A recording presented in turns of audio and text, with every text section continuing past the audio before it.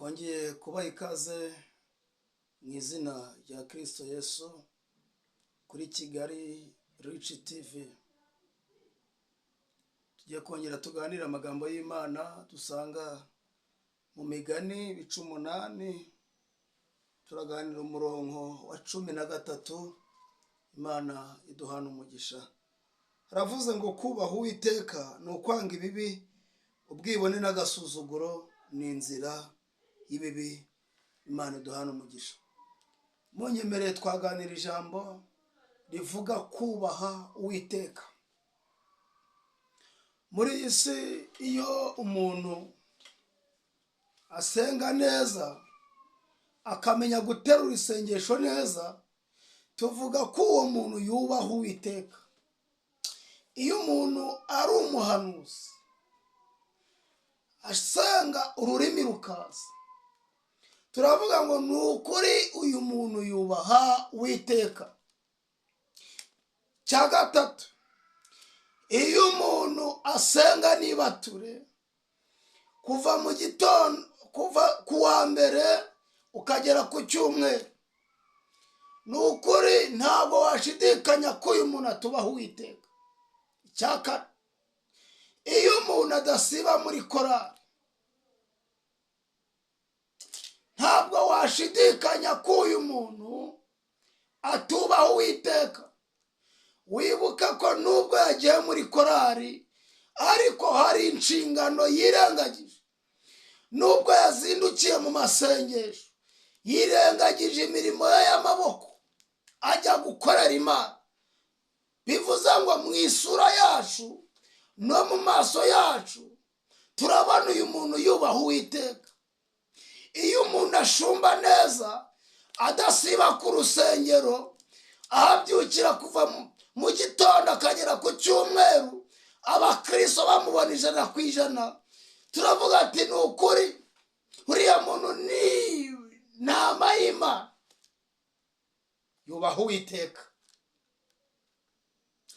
Ariko Imigani 18 umurongo wa 13 haravuze ngo kubaha Uwiteka ni ukwanga ibibi, ubwibone n'agasuzuguro ni inzira y'ibibi kandi iby'Imana yanga.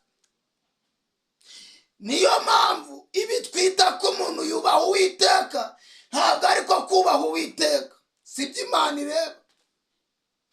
Iyo ari iby'Imana ireba, hari abantu bazi gusenga cyane, hari n'abandi bazi gukora cyane. Yitegereza umutima, yitegereza umutima. Umutima niwo Imana yitegereza. Kubaha Uwiteka ni ukwanga ibibi. Ariko mbwira ukuntu wasanga uko ari bibi akaba tukikwita umuntu wubaha Uwiteka.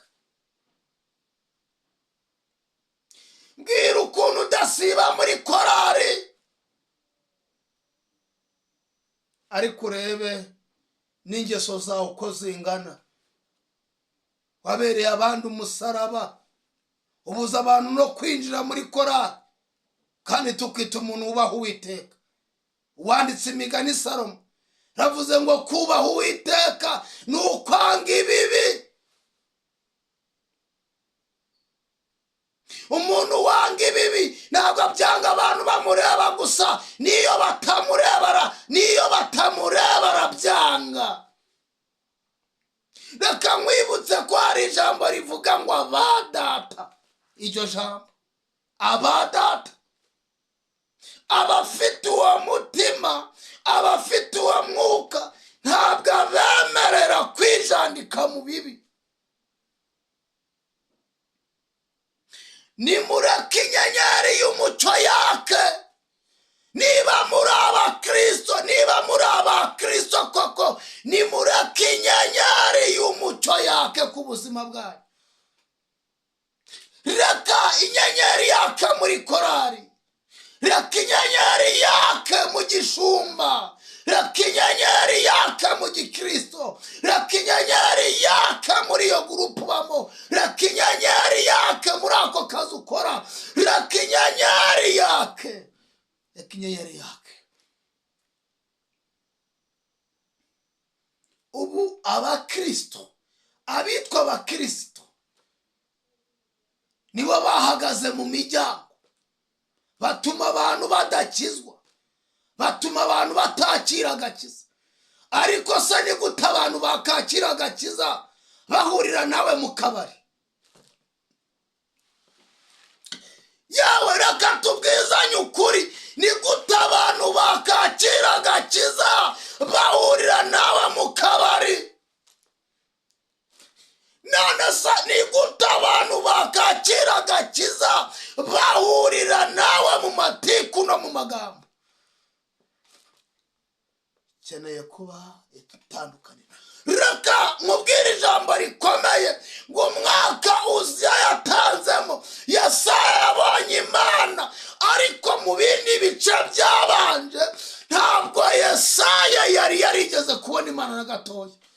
Oya, ntabwo yari yarigeze kubona Imana, ariko umwaka Uziya yatanzemo. Reka njye nibutsa abantu basenga isengesho ry'ubugogi, bavuga ngo Uziya wawe agomba gupfa. Ntabwo kubaho kwa Uziya yakuburije kwakira agakiza, ntabwo kubaho kwa Uziya yakuburije kubona Imana, ahubwo ibyaha byawe no kwijandika mu bidakwiriye nibyo byatumye utabona Imana. Amen. Reka dusenga Imana. Ariko biragukwiriye kuhinduka umuseke mu muryango nabo bakakira agakiza.